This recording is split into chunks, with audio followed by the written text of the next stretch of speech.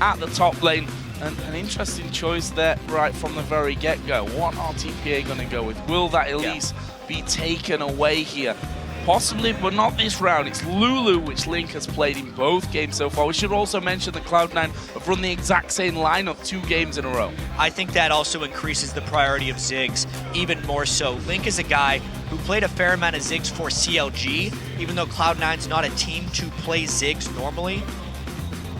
The Twitch ban makes a lot of sense, obviously, and we have to point out, since we were just talking about Elise, even though Wins plays a lot of mechanically difficult junglers like Lee Sin, he has 1 game on Elise in the entire season he played in the GPL, and it was a defeat.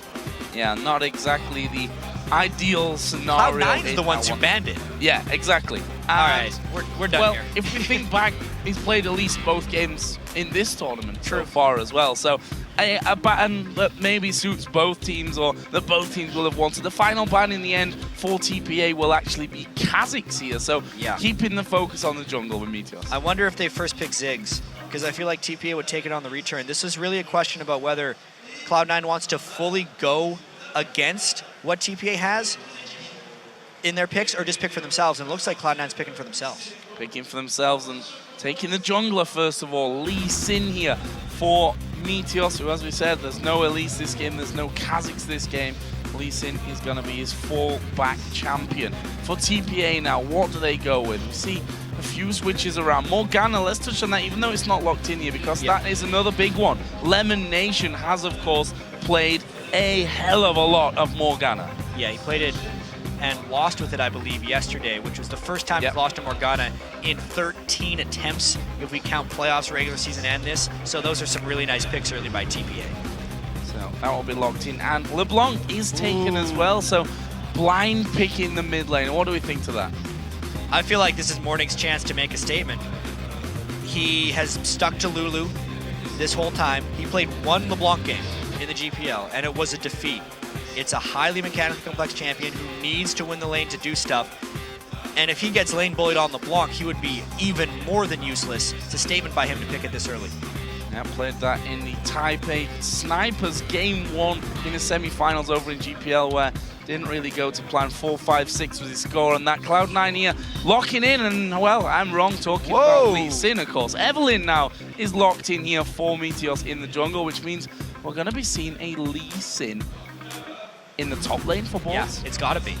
How about that? So Balls, even though he sticks to the normal champions up top most of the time, is known for having really good mechanics. And a lot of the North American mid laners actually on the lower tier teams were the ones that were playing Lee Sin a lot and giving the top teams a lot of trouble with it.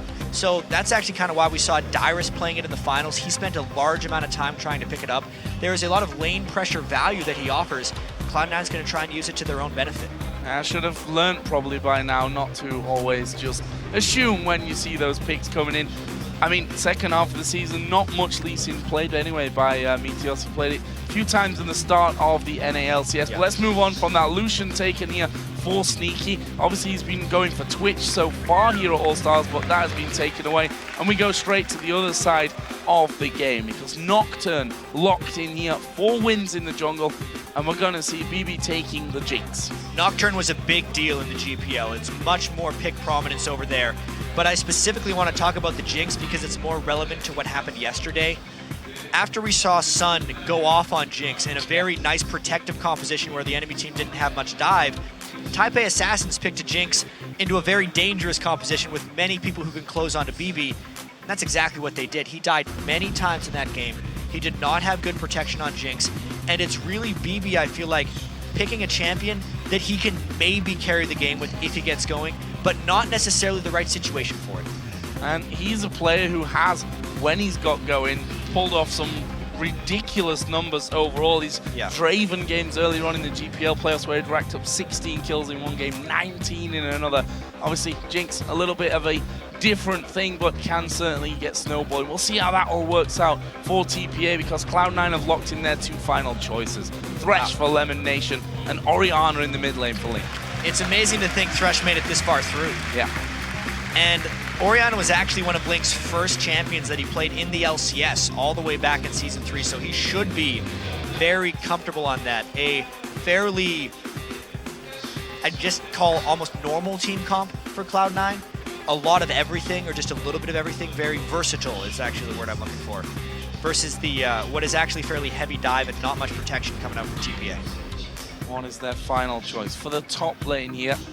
A role which has failed to impress us, I think, so far from TPA's side of things. I think that's fair to say. It's going to be Renekton in this one, and you know, Renekton where you're going to be thinking about having that bullying early to mid-game and hoping to scale well into later things. But as we said before, we've not been super impressed with performance throughout the game, really, from TPA on that front. No, Achi has not performed in the games. It's really been about their solo lanes not doing well and BB not being good enough to carry, or just the other teams being too good to let that go and just taking the 5,000 or so gold advantage they get from the solo lanes and steamrolling through the rest of the game. TPA actually hasn't gone much different on that. Things are very reliant on the solo lanes with this team composition, so we'll see if they can improve against Cloud9. Some big questions to be answered in this one. Cloud9, of course, a win and a loss under their belt. A close win against Fnatic.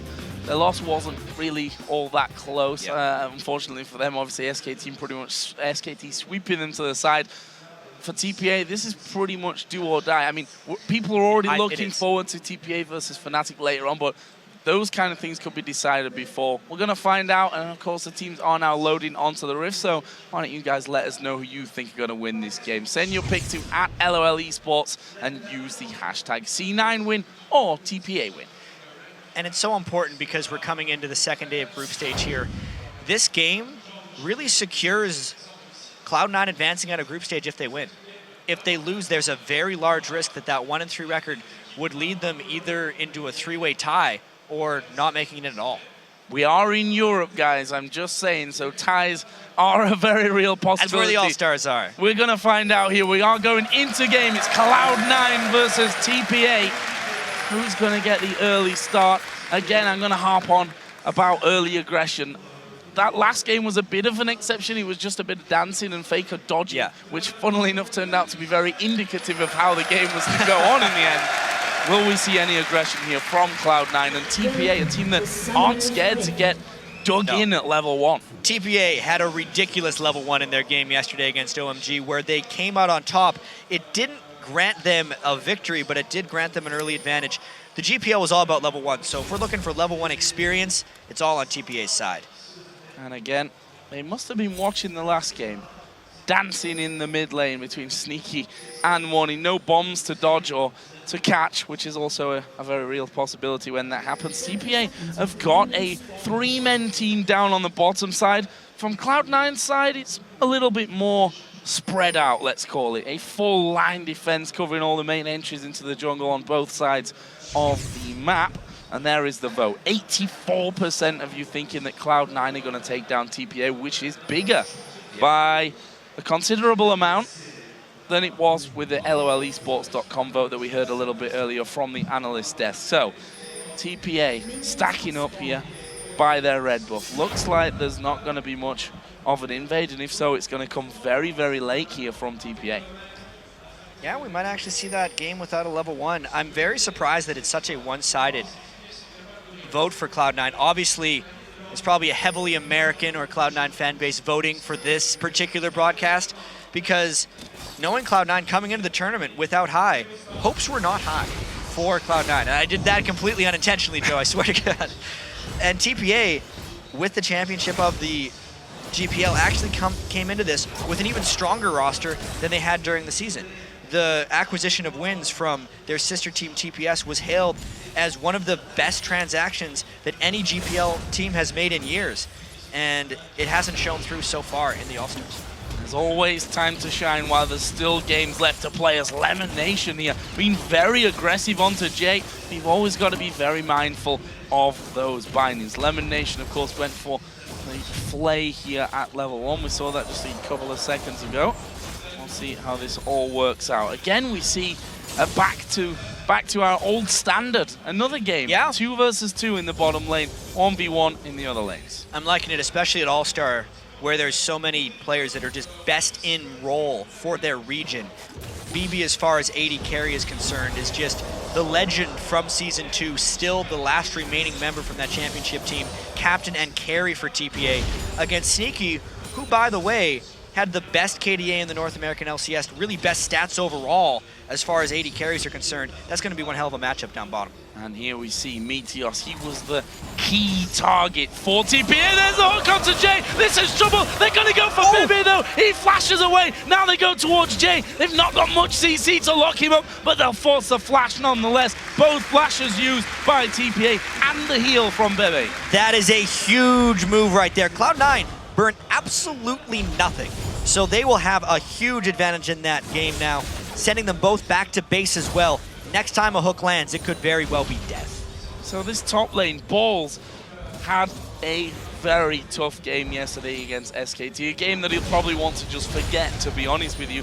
So far, having a bit of a hard time being bullied around, but you can see keeping up with the CS on that front nonetheless. Yeah, Lee Sin actually isn't a guy who can take on Renekton crazy early on in the game.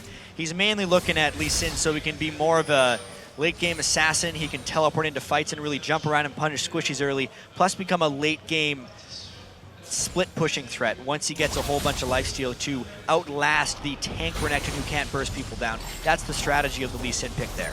Oh, a hook coming through there. Nocturne had actually just showed himself. That's the first, I'm not sure if we can really call it gank from Wins. He just walked into the lane there, was spotted early enough from it, and we can see that Meteos actually replying to this one, just moving down again towards the bottom side of the map. And an interesting choice by Wins there, going Spirit Stone. Oh, nice binding by Lemon Nation. That's a lot of damage. Good combo coming in, wasn't enough in the end. There is the hook actually coming down, but they've got no follow-up here, Cloud9. We saw Meteos had already backed away on towards his Golem camp. And to finish the point on Wins' item choices, this is the slightly nerfed Spirit Stone, where there's a name for this, the Wriggle's Lantern, Feral Flare. There you go. It would be the nerf Feral Flare if he would have went that route where it takes 30 stacks to transform. Pretty much everyone was building that on Nocturne. He is most likely going for a Spirit of the Elder Lizard, a much older Nocturne build that he's going to be more comfortable with, because as we said earlier, the GPL had a lot more Nocturne picks than the other regions, and that's what he would have been using when it was popular. Doesn't see the need to change over to the Feral Flare. See that Balls has gone back. We saw him recalling a few moments ago. Has picked himself up a second Doran's Blade in there as well. Wow, that's a max range hook onto Bebe. The Black Shield came down just a little bit afterwards. The CC wouldn't have followed through anyway, but Cloud9 on Lemon Nation in particular, can't fault him for his hooks up until now. One of the results, though, of BB going back very early in the lane is he's actually got an item edge on Sneaky. Until Sneaky shops and gets a BF sword, they actually can't capitalize on those burned summoner spells. By the time Sneaky ends up shopping, the summoner spells may be back, actually. Very, very possible from that one. He does have a big CS lead, though, does he? 39-23. Just watching this mid lane there, we saw a lot of damage coming through already from Link on towards Morning. If you look at the items, Link has been back, and there's actually the clone being popped. And Link, Flash, Ignite still available, same over the other side. We'll see if any more aggressive action. I can't imagine that will come out of Link. I think harassment and farming is the name of the game for him. He's not a typically aggressive player, but at the same time, you do want him to try and take advantage of Morning a little bit. He's down about 10 CS. Getting the LeBlanc clone shows he's been getting a lot of harass on him, but that harass hasn't actually led yet to a farm advantage. Maybe once he gets a little bit more ability power after that Chalice and starts building up to the Athenes, we'll see more of that, but it's going to be tricky for Link. Oh, Sneaky taking a lot of damage. Actually has to just dash away from the Dark Binding.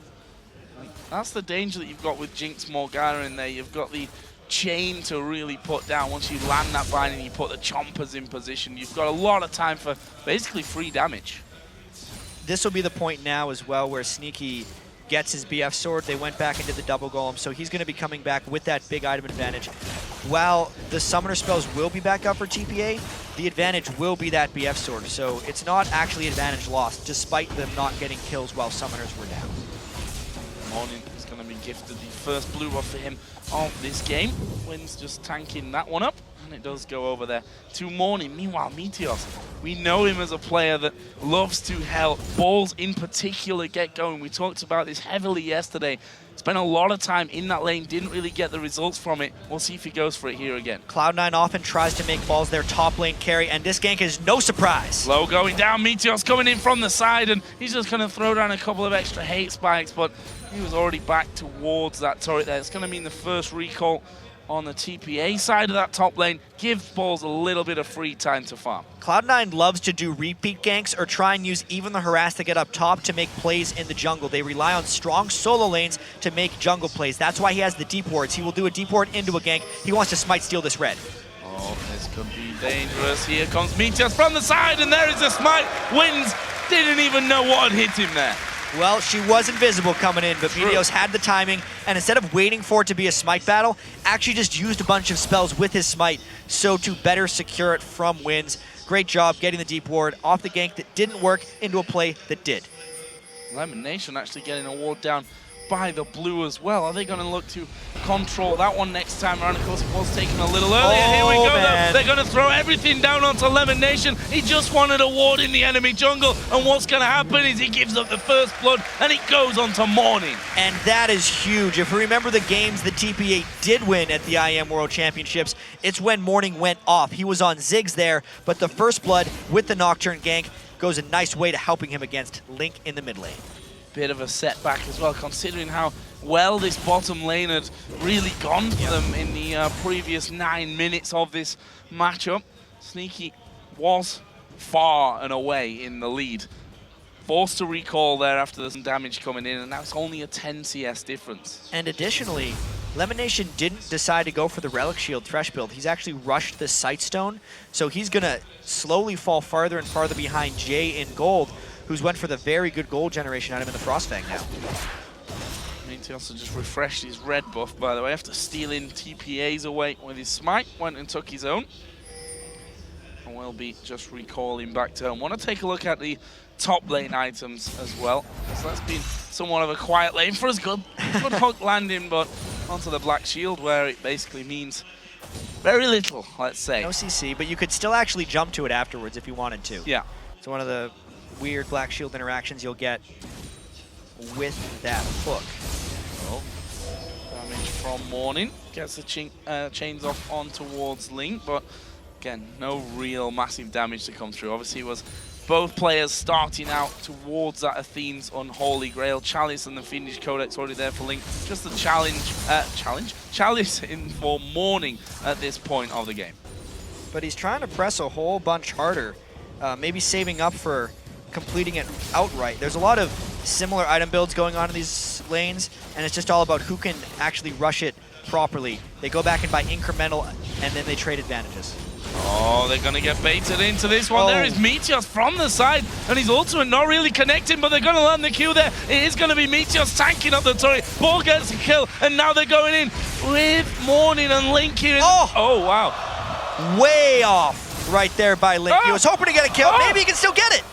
I wondered why he'd come straight back into that one. Link getting a massive burst of damage back down onto him. Now Lemon Nation and Sneaky with that extra pressure across the map, actually stepping forward here in the bottom lane, looking for that hook. Didn't quite work out for them, but brings Cloud9 back level in kills and actually slightly ahead in goal. Oh, the binding here on the chompers, on the binding. That's a good playback from Lemon Nation. He's going to get ulted up though by Jay. The culling coming from the back here from Sneaky. Super mega death rocket. Flashed away from, don't think he was low enough anyway. Still a nice trade of skills there. You can see that bottom lane is actually starting to even out a little bit because of that binding. But to get back to that mid lane fight, even though you miss the shockwave, the level 1 shockwave isn't actually what does the damage. It's the ball movement and the command dissonance afterwards. So when Morning came back in, he didn't necessarily take that into account, got bursted down anyway, and nearly died. Would have been a bad turn of events really for TPA, considering that Morning did get himself that first blood. The farm in that mid lane is very much even as well at 100 to 95. This top lane, once again, who would have thought it? Meteor's coming back into the top to try and give balls even more of a lead. Another gank. I'd almost expect Wins to spend more time up top, but they're really leaving Achi completely on his own. Meteos going to be able to get into that brush, and Nocturne's going to want to gank bottom. There's a chance these ganks could happen simultaneously if the times present themselves properly. No ultimate, at the moment on Renekton. It just came back up. Oh, bit of a face check there from Achian. They're going to dive it. Q landing here from Ball. All they wanted. Ultimate use there, and maybe that's all they wanted to bait out for him. That leaves him squishy here by the time it's run out. But look at this TPA. They see Meteos in the top lane. They say, it's Dragon time. Yeah, they're really thinking about it. His ult was still running when they started this dive. This is real dangerous. It is dangerous, but I think they're going to come out of it. All right, a flash was used there in the end. There is a Dragon going down, so they trade kill for Dragon here. Super Mega Death Rocket coming across the map. It could be good. It could be good. Oh, so close to Balls. So very close to getting the kill. Nice shot, I gotta say, from BB, but it wasn't quite enough. The extra shielding of Lee Sin right at the end there was a bit too much. That's very much Cloud9, what they just did there. Willing to consistently gank top, so eventually they force the other jungler to do the same, and that's when Meteos tries to take advantage of him. They did get the Dragon, which means the gold is still incredibly close, but we have to see how Balls can deal with that advantage. Haven't seen him much on Lee Sin. Morning actually just having a look for Lemon Nation there, just gets back off towards his distortion. Here's a blue buff spawning in. Link, of course, will be gifted that one. I'm interested to see whether Meteos is going to go to the enemy red, which of course he did steal on the last time around, and back to this top lane. Both players actually getting that Tiamat in. The only item difference between them, funnily enough, that single Doran's Blade. Yeah, I mean, it's an 800 gold advantage, which can't buy too many items at this point in the game. Morning's throwing his entire combo in there, and Link's like, nah, you can't burst me down just yet, my friend. Oh, and what? Meteos again camp into that top lane, camping very, very hard. And Sneaky gonna step forward, actually dodging the Dark Binding. Gonna get some good damage on towards Bebe here as well. Jay, of course, a little bit tankier, can afford to take a couple of those hits. There's actually no one coming down to help. Nocturne's based here, so won't be in position to actually dive in with the paranoia if he needs to help. Meanwhile, Link again gonna be facing some pressure from Morn. He's surviving a lot of those trades and still coming up pretty even on farm. And the bottom lane for Cloud9 has been doing spectacularly. It's really bad news for TPA if BB is losing that 2v2. That's one of the reasons Wins can't counter gank the top lane ganks, because he's trying to help out the bottom lane and getting sucked into other parts of the map. Yeah, trying to bait Link in. Sadly for TPA, Meteos had already had a look there and spotted Nocturne waiting on top of that turret, and in the end Wins decides, okay, not really going to get in with a chance to do anything on this side, so I'm just going to back off. We've also seen Jinx backing away here as well. Bebe picking up that Bloodthirst. It leaves them pretty much even in terms of damage down in that bottom lane. There's just that, again, that single Doran's Blade that separates the two of them. Oh, they definitely spotted Meteos out there. He was trying to sneak up, but I wonder if that's going to stop him. Yes, this time they're actually sending aid, but that's going to pull from other lanes. We were talking a bit about Wins earlier and how he hasn't looked great in the games, but he's actually made a lot of really great escapes. He's just constantly having to put himself in bad situations on Nocturne here, where he's got to maybe gank a Renekton who's behind, or just try and brute force a bot lane gank who is also behind. They're hard decisions to make, and while he can be great mechanically, you can't do everything if your lanes are losing straight up.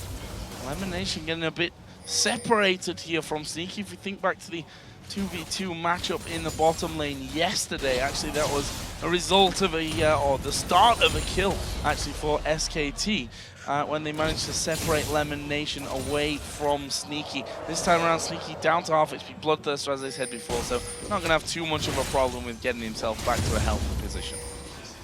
152 to 115. That has the potential to get a little bit out of hand late game. Luckily though, if you actually consider the overall gold of the lane, with Jay having that Frostfang, which has actually accumulated him nearly 500 gold, he's substantially ahead of Lemon Nation, and it could end up evening out. Just being down in CS because they're getting more gold from the support items. Oh, flash in there and flash away just as quickly from Lemon Nation. Meteos had already moved around, hook got thrown out, but not landing really, and a bit of a catastrophe on both sides of things. The flash from Jay, Lemon Nation, good reactions to do that. Now they're pushing out. They must know that Meteos is here. Yeah, well, Morning had roamed down once again. Or sorry, Morning had roamed down once again on LeBlanc, leaving the mid lane open. He still hasn't been punished very heavily on CS. I almost feel like if that binding would have landed, that might have been a counter gank for Meteos, because it would have been right on top of the turret. Really, really tense game here, Joe. team wanted or really can afford to be making mistakes here. TPA in particular, of course, still chasing their first victory here at All-Stars 2014. To see if they can get that here today. Of course, they still have one more game to play after this, which will be our last game of the day against Fnatic. And well, that could certainly turn out to be a big deciding game. Remember, Cloud9 still has to play OMG, who, even though they lost to SKT today, look very clearly like the second strongest team in the tournament. So this is kind of a must-win for both teams. Cloud9, because they don't necessarily want to fall into a tiebreaker game. TPA, because they want to stay in. Hook landing again from Lemon Nation. Again, his accuracy with that has been pretty strong. Here comes the TP. They're all going to go towards Bebe. He flashes away. The calling will be enough. It's Meteos actually that gets it in the end. Now Jay's coming around. Here is Archie as well from the backside. That's a lot of damage that he's putting out, but he's taking even more back. And this may be a double. It will be a double. Meanwhile, Link is having to go at Morning. Flashes in. Get away. He's going to get the kill. Brilliant from Link.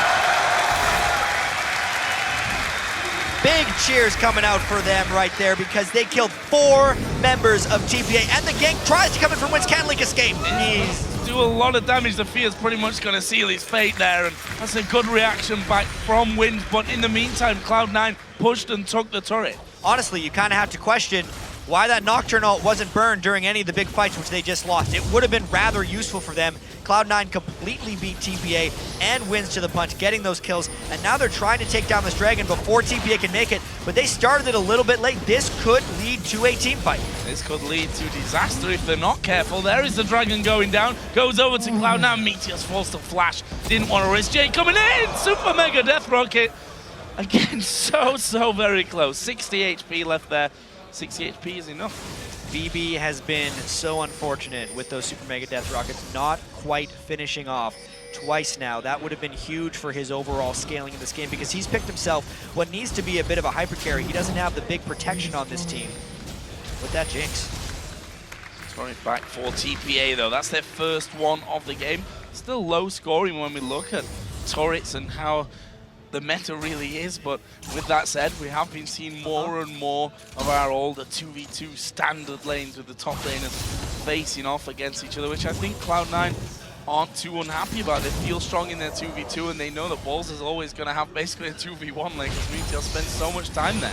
And when it's mattered most for Cloud9, they've actually been best at the standard laning phase games. I think back to their NALCS finals against Team Solomid, and they played all 3 games as standard as the lanes come. They've also wanted to do that in their games here at the All-Star. Oh, Lemon Nation, how fast are you? Very fast, apparently. Manages to get the damage down. Morning going low here. The calling comes through. Wins is dead. Shockwave comes in. Meteos actually picking that one up. Gets the killing spree. Sneaky's taking the outer turret. Will they go for the inner? LeBlanc is so very low. There's no defense there for them. Cloud9 is really starting to take control, fully invading the jungle right now. They have left the bottom lane slightly exposed, but it's because they took so many more advantages on the rest of the map. They are trying to take advantage now of that Ravenous Hydra Lee Sin and the pressure he can potentially create, knowing Achi can't go back to that top lane safely. And he's in the mid, just pushing that one out there, giving that cover and making sure that there was no fast push on towards the inner tower. Bebe was thinking about recalling there. I think actually he turns around onto Sneaky. He's got a super mega death rocket. Here is Meteos though, and Sneaky just backs away. Meteos tanks up the rocket, and that's a kill for nothing. And a turret in the top lane from Balls. I really feel like Sneaky took advantage of BB's need to carry games right there, because that was an unsafe fight to engage in for BB, even if he can win a 1v1. Sneaky knew he had Meteos in the back pocket. Classic bait, but it really preyed on the instincts of BB. Oh, Lemon Nation, are you going to go down? That's a lot of damage from Morning. In the end, they think he spotted Meteos around the side. He's like, no, I can't really go that deep. Here is Balls, though. He's going to have 2 men coming around. That's a good binding. There's the third as Wins comes in. Can Balls get away from this one? He's feared up for what surely feels like a day. Kicks one back. Doesn't get the knock up onto Wins. Flashes away from the binding. But there's the paranoia. His life stealing like a boss, but it's not enough to keep him alive. And now Meteos 1v1 against Morning. Morning just using the distortion to get away, but that wasn't a close duel. No, that was Meteos popping out of stealth and nearly taking down Morning. Morning has started to fall behind in this game. In fact, he's going for the Deathfire Grasp LeBlanc build, which is single target. And this near escape by Balls, it didn't seem like it was going to come. He really looked dead to rights. Dark Binding into Fear. Finally, he can start running away. The kickback just barely missed Wins, but then he still had the flash, making the ult burn. And if he would have juked this last Duskbringer by Nocturne, he very well may have escaped. I'll give Balls his due. He was in the right direction to juke it there. Yeah. But he was just too close, so that point blank, a little bit easier for him to land. Here's Cloud9 again up by the Baron area, and again on the clear out mission. You see that Link doing a lot more damage than before. Needlessly large rod. I want to actually compare that build over with Morning, who's gone for that very much blow up a single target with the DFG after his Athenes. I kind of question it right now for Morning. I know that Faker's favorite LeBlanc build is the death cap afterwards, and he still manages to assassinate people because LeBlanc just has a lot of single target damage by default, but the wave clear and the map pressure in the team fight of the death cap is just that much higher. He's going to maybe use the Deathfire Grasp to get rid of Lee Sin when he dives in, because honestly the tank line of Cloud9 isn't extremely tanky, they're just fairly tanky, and if they can get the Lee Sin down through the Bansheesville, maybe they could take him out. But it kind of just, to me, screams that he's behind in the game and still trying to get enough damage to kill even one person. Feeling maybe a little bit desperate, as we saw while we're looking at Sneaky and Bebe there in that mid lane. The fight that was baited earlier on, Sneaky was at half HP, but with a Bloodthirster, a Zeal, and a Phage, and was saying, okay, I can still fight you here. This is a fight that I want to take. Meteos came in there, and that was the 4th assist, actually, for Sneaky. He's not quite been as lucky here in terms of picking up kills. That was a very close hook to landing on towards Jay. And look at that, Bebe and Sneaky having a bit of an encounter underneath the turret. Here comes the Paranoia. They're going in for Link. Have they got the damage here? They will do with that DFG. Actually, it wasn't even used, so forget about that one. But they get the kill nonetheless. And that was just Wins burning his ultimate right there to finish off Link. The question then remains, can TPA make advantage of that? Because with the Nocturne ult down, a lot of their team fight initiation would be lost. And if they don't make anything happen, I feel like Link is going to be all right with that death. So TPA themselves, after that kill, just trying to get a bit more control back over the Baron area. As Morning coming in. He does definitely hurt, there's no doubt about that. But imagine if that was a death cap. Sneaky would have been much closer to death off of that one and far more scared back. He didn't even use the DFG in their actual kill. So he's got to pick up his game still. Certainly have to press those actives if you're going to go that route, that's for sure. Sneaky just backed away after taking that damage and comes back off towards the lane. Balls, as he said before, the Banshee's Veil now in their form as well, which is going to prevent either the first binding coming in, whatever the CC that could be landed from around a part of the burst from Morning as well, which will completely break his combo. In the meantime, with Balls putting down all this pressure in the enemy jungle, they've basically just snuck straight in there and they're taking the dragon. And I also think the death cap that's been completed by Link will be something that Cloud9 uses to force more of the game here. When they play these solo lanes, they're actually pretty good at taking the game to late game, or they have been. But that's when they have a Jax in the top lane.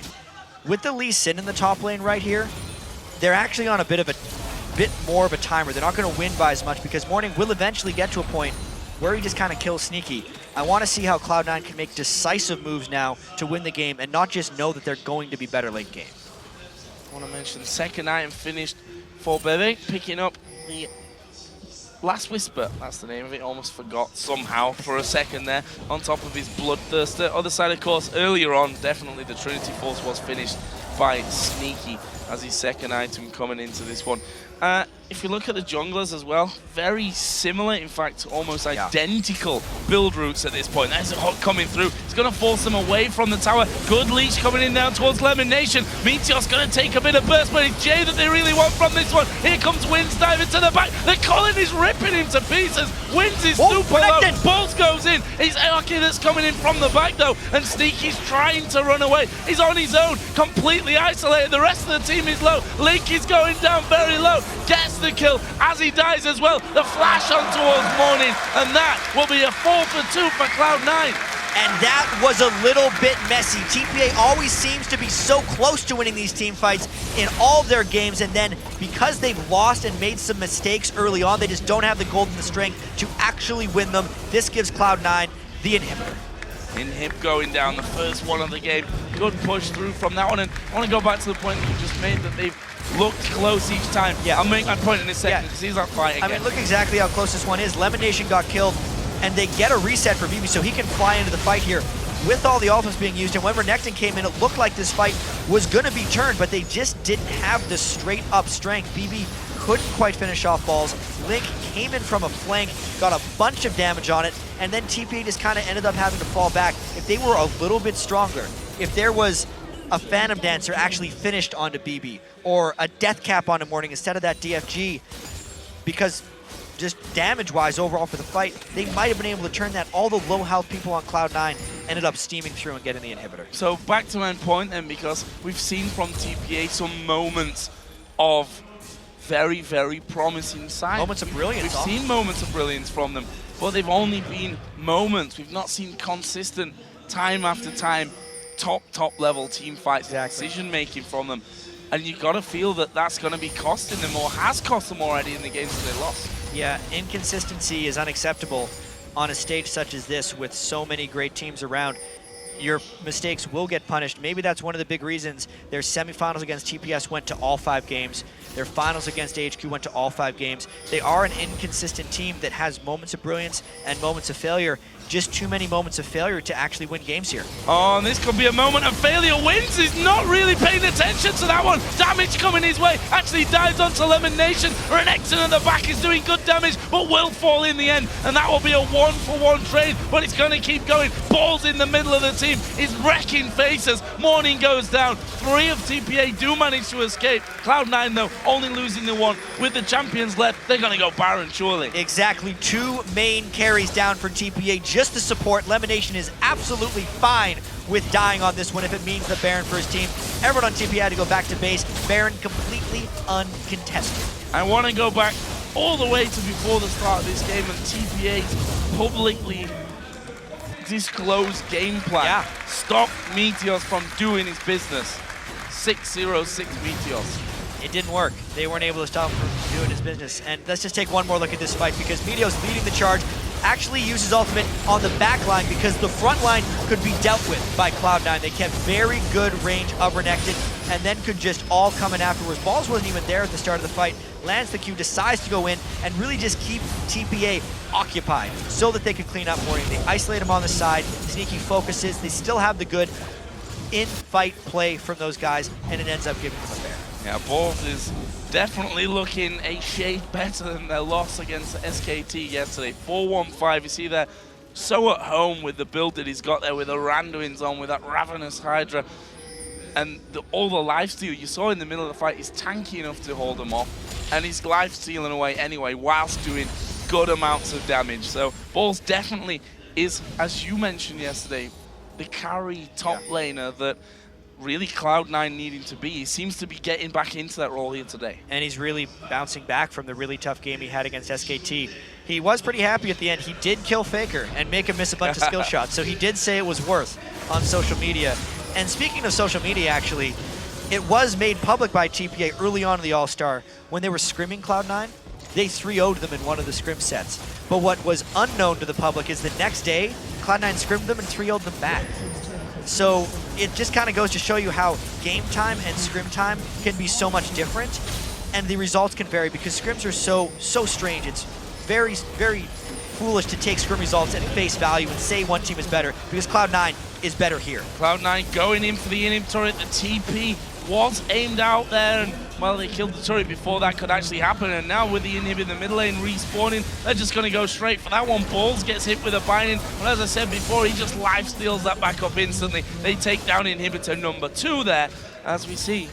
Aki is in the top lane, tried to recall back, to teleport back in towards his base, but in the end, can't really do anything apart from shove this lane down. We should also mention in turrets here, 2 is what TPA have been able to pick up, not being able to hold with Cloud9 on that front. And their team as a whole actually isn't that good at sieging or playing the lane game. They're trying to go in for a Dragon here. That's a big mistake. They are far too late for the Dragon. Wins dives in, but he is squishy as you like. They finish him off pretty much instantly. Jay is low. Jay is dead here. It's Meteos that picks up that one. Renekton coming in from the side with his Dominus running. Decides I can't even fight this one. Lick's gonna go for Pepe. The shockwave gets him. And now they focus on towards Renekton, who's going down slowly but surely. And that, my friend, oh, no, is going to be an ace here because Morning is trying to get away. And Ball says, no, you don't. Cloud9 are going to push through here and go for the win. They just finished this game after getting the lead. The crowd erupts. Cloud9 gets the second win. And that is the victory that basically sets TPA up for a showdown later on in the day with Fnatic.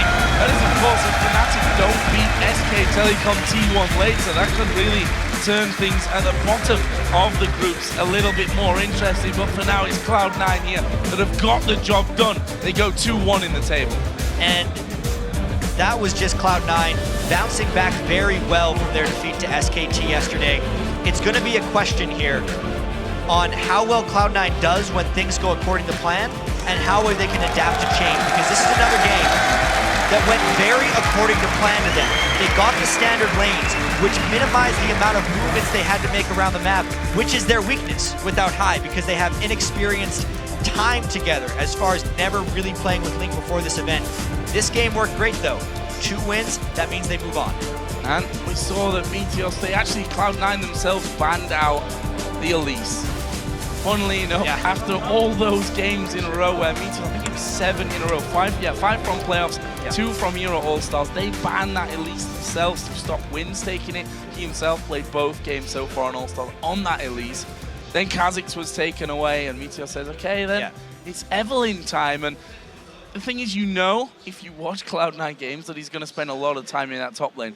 Problem is, when you can't see him, it makes it a lot harder to stop that from happening. Exactly. And it's not like Wins could have just spent all the time up there, because if he did, they're fighting 2v2s against Lee Sin, which isn't necessarily a huge advantage. They'd be wasting time or just kind of trading up there. And it's on Sneaky and Lemon Nation, who are honestly probably the most underrated bottom lane in North America. Everyone talked about X Special Turtle or Double Lift After with a Rush Hour and just hailing them, yet always, at the end of the day, the top of the table, it's Sneaky and Lemon Nation, and they don't even get ganked for. But they're always top of the table as far as numbers go. They're really good duo bottom. They beat up BB